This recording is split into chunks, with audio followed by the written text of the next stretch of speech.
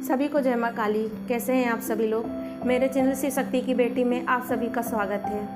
आज का जो हमारा विषय है वो सवारी के ऊपर से है कि सवारी के आने से यह सवारी जिसके शरीर में आती है उसके जीवन में क्या लाभ और क्या हानियाँ होती हैं, क्या फ़ायदे और क्या नुकसान होते हैं। तो हम बात को आगे बढ़ाएं उससे पहले अगर आपको मेरी बातें अच्छी लगती हैं तो प्लीज़ मेरे चैनल को लाइक एंड सब्सक्राइब ज़रूर कीजिएगा। कमेंट में जय माँ काली ज़रूर लिखिएगा, ठीक है। तो देखिए, सबसे पहली बात तो सवारी होती क्या है। सवारी 3 तरह की सवारी होती हैं।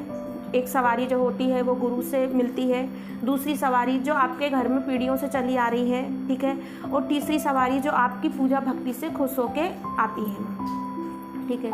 सवारी जो होती है वो अपनी मर्जी से खुद चुनती हैं कि हमें किसके पास जाना है और नहीं जाना है।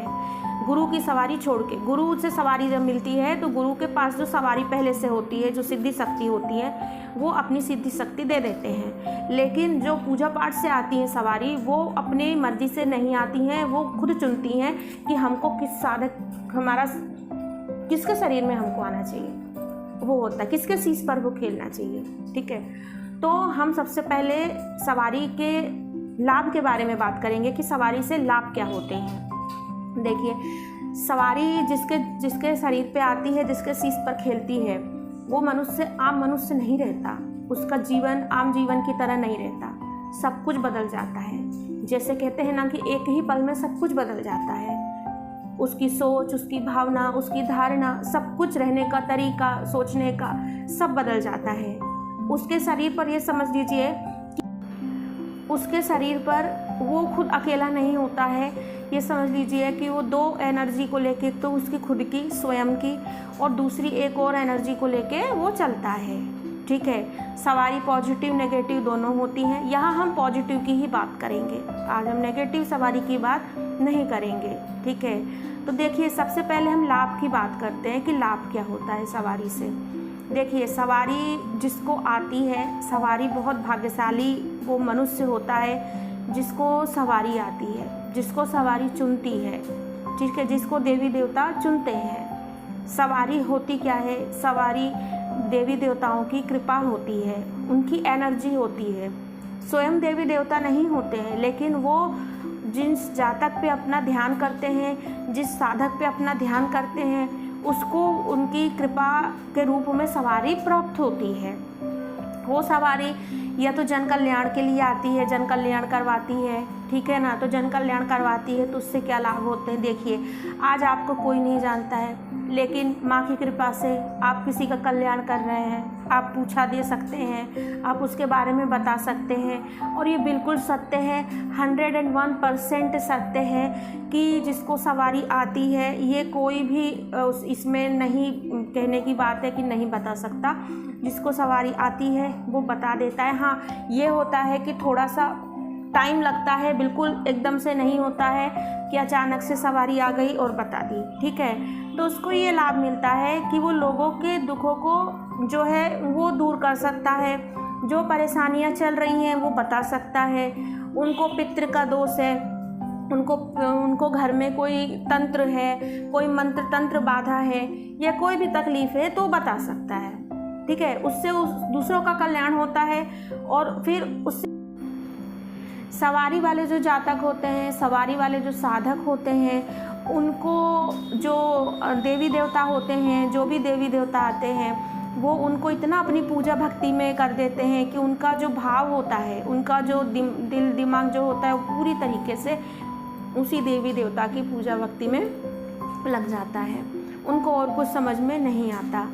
सवारी का ये लाभ भी है कि सवारी जिसके शरीर में आती है, जिसके घर में आती है, उसका अगर उसका मान सम्मान होता है, उसको सब पूजते हैं, तो वो सवारी उसका कल्याण कर देती है। उसको ये जान लीजिए कि धन धान उसको कभी मतलब गिरने नहीं देती है। उसको सवारी हमेशा संभालती है, वो ऊर्जा, वो शक्ति हमेशा संभालती है, 24 घंटा उसके साथ रहती है, उसको दिशा दिखाती है। सवारी आने का ये भी लाभ है कि आप कुछ गलत कार्य करते हैं तो अगर आपके साथ में सवारी चल रही है तो तुरंत आपको बता देगी कि नहीं, ये काम गलत है, इससे आपको हानि होगी। इससे आपको नुकसान होगा, आप ये कार्य नहीं कीजिए। तो सवारी आने से टोटल लाभ ही लाभ है, बहुत ज़्यादा है, बहुत, क्योंकि एक तो ये सबसे बड़ा लाभ तो यही है कि कृपा है, सबको नहीं मिलती, जिसको मिलती है वो बहुत भाग्यशाली होता है, बहुत भाग्यशाली होता है जिसको ये कृपा मिलती है, ठीक है ना।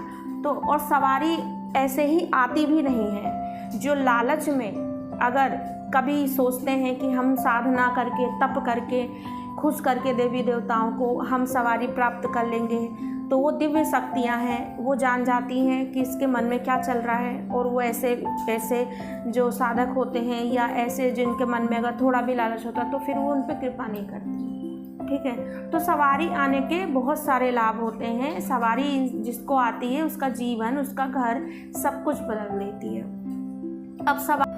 अब सवारी से होने वाले नुकसान के बारे में हम बात करते हैं, या इसको नुकसान नहीं, हम ये कह सकते हैं कि सवारी के आने से जो होने वाले परिवर्तन होते हैं जीवन में, वो एक आम मनुष्य की तरह तो क्योंकि रहता नहीं है, तो उसके लिए वो थोड़ा सा नुकसानदायक हो जाते हैं।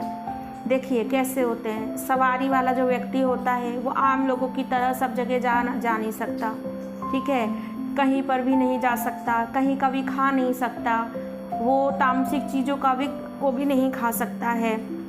बहुत से लोग खाने वाले ऐसा होता है कि शनिवार जिनको सवारी आ रही है तो शनिवार को, मंगलवार को छोड़ रहे हैं, कुछ खा ले रहे हैं, पी ले रहे हैं, लेकिन फिर वो सवारी का असर जो होता है वो कम हो जाता है, ऊर्जा कम हो जाती है, ठीक है। सवारी झूठे वचन करने लगती है, तो नियम से चलना पड़ता है।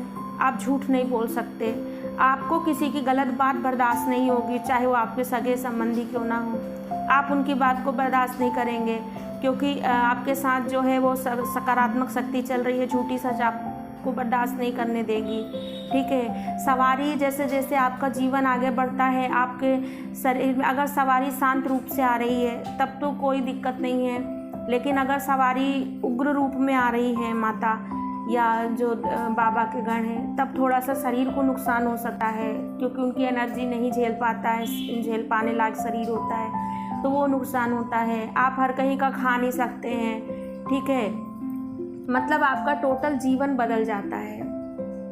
सवारी जो कहते हैं ना, ये मामूली चीज़ नहीं होती है, ये जीवन बदल के रख देती है।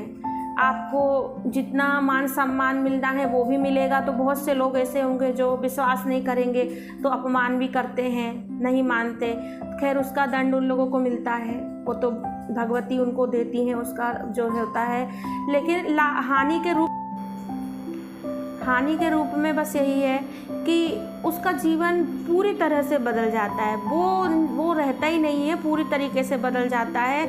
उसका खाना पीना, पूजा, भक्ति, साधना, उसको और चीज़ों के लिए समय नहीं। जैसे कि सब लोग इतना एंजॉय करते हैं, बाहर जा रहे हैं, घूम रहे हैं, कहीं पर भी कुछ भी देख रहे हैं, वो साधक ऐसा नहीं कर सकता। जिसको सवारी कुछ भी नहीं देख सकता, कुछ भी खा नहीं सकता, किसी के घर जा नहीं सकता जल्दी, उसको बहुत सोच समझ के खाना पीना जाना पड़ेगा। बहुत नियम है, बहुत परहेज़ है, बहुत सारी चीज़ें हैं जो सवारी वाले को करनी पड़ती है। तो ये दोनों चीज़ हैं जो हम लाभ बोलें या हानि बोलें, दोनों हैं। लेकिन कुल मिला के अगर बात की जाए तो सवारी बहुत किस्मत वालों को मिलती है, बहुत कृपा उन माँ की बहुत किस्मत वालों को मिलती है।